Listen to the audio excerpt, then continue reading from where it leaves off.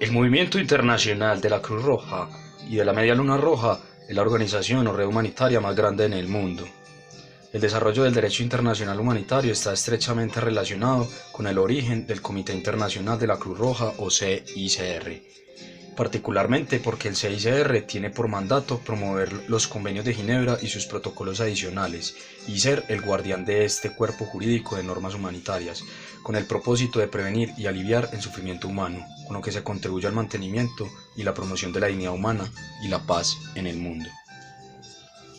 Luego del libro publicado Recuerdos de Solferino,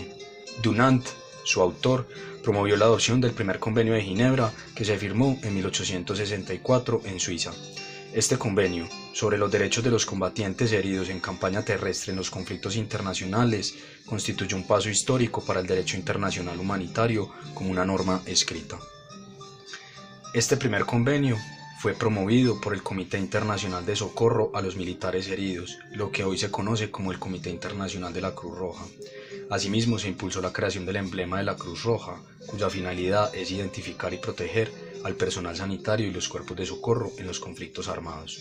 El convenio establecía la neutralidad del personal médico y la adopción de un emblema único neutral, una cruz roja sobre fondo blanco, para identificar al personal médico y las instalaciones sanitarias donde se atendía a los heridos.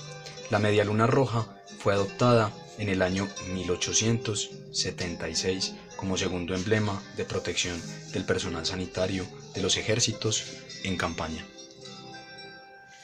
Para que la protección que este tipo de emblemas otorgan sea más fácilmente aceptable para un público más amplio, los estados globales en el año 2005 crearon un emblema adicional, el cristal rojo, introducido en el protocolo adicional 3 a los convenios de Ginebra para la identificación del personal sanitario y de socorro que asiste a las víctimas de los conflictos armados en otros países. Su finalidad es adoptar un emblema adicional con una simbología neutra en términos religiosos, políticos y étnicos. Con la aceptación de este nuevo símbolo, el CICR aceptó en su seno la organización humanitaria israelí Magen David Adom, creada en 1931. Pero marginada hasta ahora del Comité Internacional de la Cruz Roja porque no aceptaba reemplazar su emblemática Cruz de David por la Luna o la Cruz Rojas. El uso del cristal rojo dará protección adicional a las víctimas de la guerra y a los trabajadores humanitarios y misión médica en aquellas situaciones de conflicto armado donde no se puede usar la Cruz Roja ni la Media Roja por estas diferencias. El derecho internacional humanitario tiene un carácter universal, en el sentido de que tanto los civiles como los combatientes de países muy distintos y que han vivido distintas formas de conflictos armados conocen los principios humanitarios y se adhieren a ellos. El estudio permite al CICR afirmar que el derecho internacional humanitario es universal, no solo por vocación, sino porque lo reconocen como tal las personas interrogadas en los distintos países y culturas estudiados. Este consenso se refiere al reconocimiento de normas generales como la de que ciertos comportamientos están prohibidos en tiempos de guerra o que los civiles o personal médico no pueden ser objeto de ataques indiscriminados. De los países y regiones estudiados se desprende un consenso universal en cuanto a la importancia de los principios humanitarios, las referencias morales que evocan las personas interrogadas para explicar su adhesión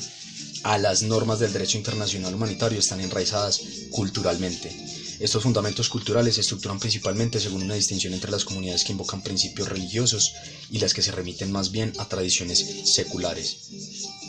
Sin embargo, estos distintos fundamentos no ponen de manifiesto diferencias relacionadas con la adhesión hacia el derecho internacional humanitario. Ello significa que el apego a las normas del derecho internacional pueden tener su origen tanto en el marco étnico-cultural del Islam como en el marco cristiano y los derechos humanos, sin alterar la adhesión que suscitan. No obstante, se debe tener presente que el uso del doble emblema plantea para una sociedad nacional tantos problemas como los que resuelve, por lo tanto está prohibido su uso doble. La yuxtaposición de los dos emblemas puede percibirse como una prueba de la connotación religiosa, tanto de un signo como del otro, en particular por las personas que no son ni cristianas ni musulmanas.